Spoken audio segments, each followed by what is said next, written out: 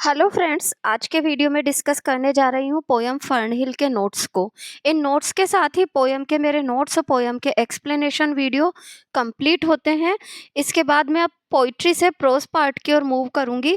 तो जिन जिन लोगों ने पोइट्री पार्ट कंप्लीट नहीं किया, जल्दी जल्दी कंप्लीट कीजिए ताकि हम प्रोज पार्ट को भी अच्छे से समझ सकें। ओके, तो अब देखते हैं फर्नहिल के नोट्स को। फर्नहिल पोयम मैंने अपना एक्सप्लेनेशन अपने अर्लियर वीडियो में डाल दिया है, तो अगर उससे रिलेटेड कोई भी कन्फ्यूज़न हो तो वहाँ पर चेक करें और कमेंट बॉक्स में कमेंट डालें। फर्नहिल पोयम के नोट्स और एक्सप्लेनेशन दोनों का डिस्क्रिप्शन बॉक्स में मैं लिंक डाल रही हूँ, तो आप आसानी से इन वीडियोस तक पहुँच सकते हैं। इसके अलावा भी ये ध्यान रखिए कि पोयम कभी भी अगर आपको लर्न करनी है नोट्स को, तो आपको पहले पोयम समझ में अच्छे से आनी चाहिए। एक्सप्लेनेशन को अच्छे से समझिए ताकि नोट्स को लर्न करने में और समझने में आप लोगों को दिक्कत ना आए। तो चलिए देखते हैं पोयम के नोट्स को। Dylan Thomas is one of the major literary figure in modern literature. Modern literature के मेजर लिटरेरी फिगर थे Dylan Thomas. He was greatly influenced by his father, पिता से बहुत प्रभावित थे। हु वॉज अ टीचर, जो कि एक टीचर थे। There is a contrast between orderliness of his poems. उनकी कविताओं में जितनी ऑर्डरलीनेस है, उतना ही उनका जीवन डिसऑर्डरलीनेस और ड्रंकननेस से भरा हुआ है। He died at the very young age of 39 years. 39 years की यंग एज में ही उनकी डेथ हो गई। He has written many stories and poems. कई स्टोरीज और पोएम्स लिखी which indicate that the poet lived a very happy childhood, जिनसे कि ये पता चलता है कि पोइट ने काफ़ी हैप्पी चाइल्डहुड बिताया। He has worked for BBC के लिए उन्होंने काम किया as a verse reader and radio actor के तौर पर। सम of his radio scripts are collected by एनरिन टेलफोन Davis. एनरिन टेलफोन Davis ने उनकी कुछ रेडियो स्क्रिप्ट्स को कलेक्ट भी किया है in quite early one morning नामक टाइटल से।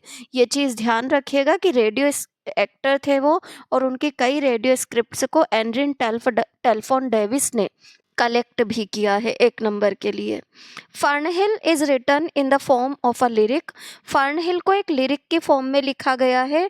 It is given the name, इसे नाम दिया गया है the most absolute poetry bye Herbert read. Herbert read के द्वारा इसे क्या कहा गया है? The most absolute poetry. The poet is celebrating his childhood days holidays in this poem. Poet इस पोयम के अंदर अपने चाइल्डहुड हॉलीडेज को सेलिब्रेट कर रहे हैं। He used to go to aunt Ann Jones and uncle in South Wales. South Wales में वो अपनी आंटी एन जोन्स के यहाँ और अंकल के यहाँ जाया करते थे।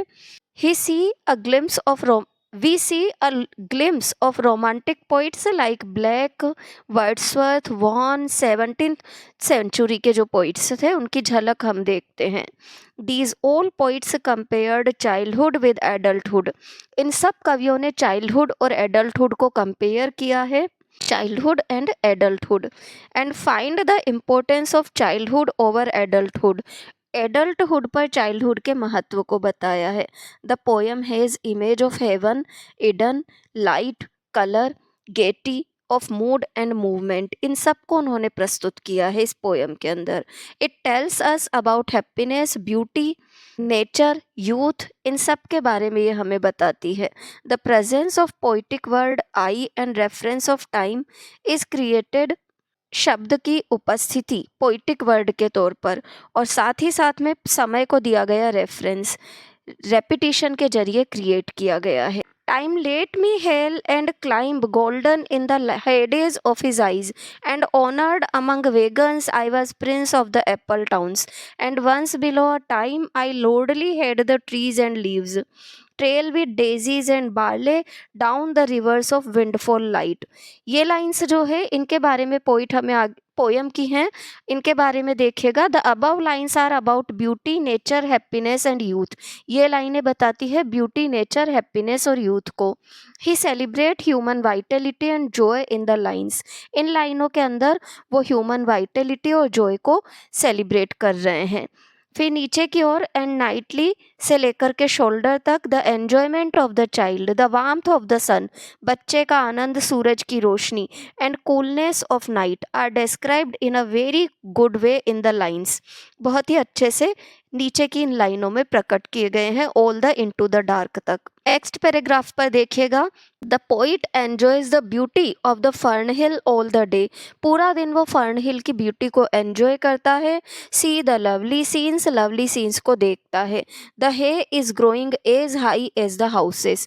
हे इतनी ऊंची ऊंची ग्रो हो रही है जितने कि मकान। A pleasing tune was coming out of chimneys. एक प्लीजिंग ट्यून चिमनी में से निकल रही है। He enjoys warm open air. Warm open air को वो एंजॉय कर रहा है।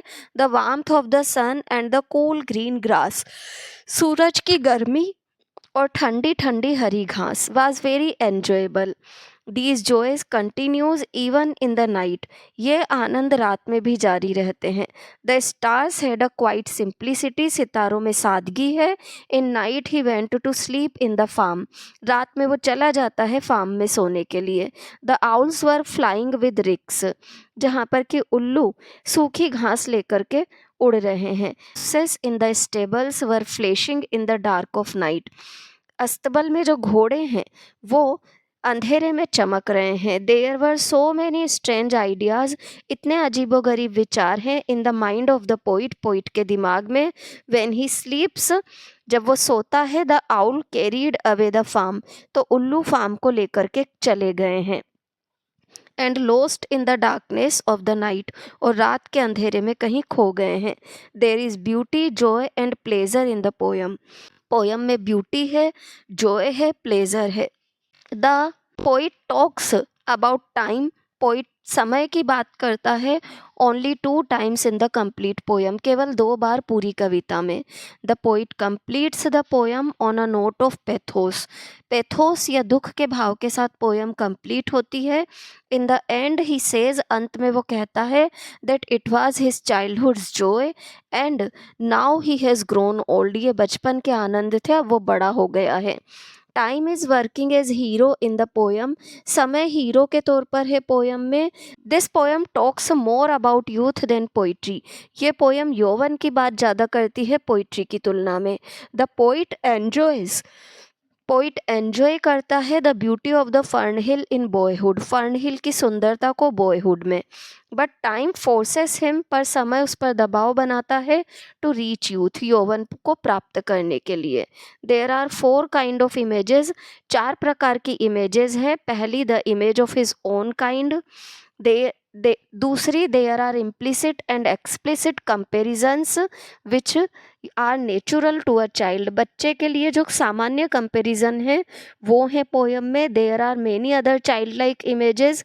कई अन्य चाइल्ड लाइक इमेजेस है। The chapel imagery is final, और चैपल इमेजरी फाइनल है। The phrase happy as the grass was green is beautiful and concise way. Phrase happy as the grass was green एक बहुत ही संक्षिप्त तरीका है convey करने का the unblemished happiness of childhood.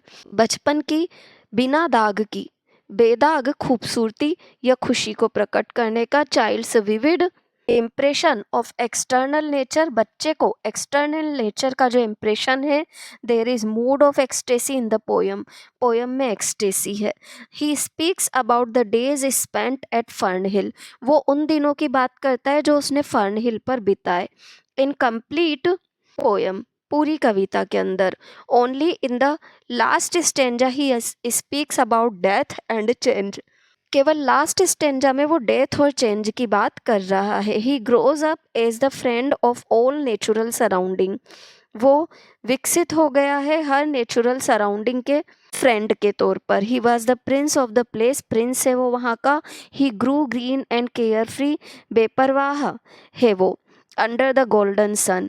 As a herdsman, herdsman गडरिये के तौर पर। He plays his horn for his calves. वो अपना हॉर्न बजाता है अपने मवेशियों के लिए।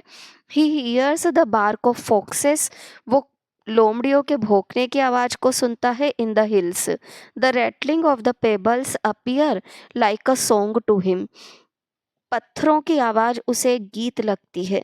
इन मॉर्निंग ही फील्स, मॉर्निंग में वो महसूस करता है, that the world is a new creation, कि ये दुनिया एक नई रचना है।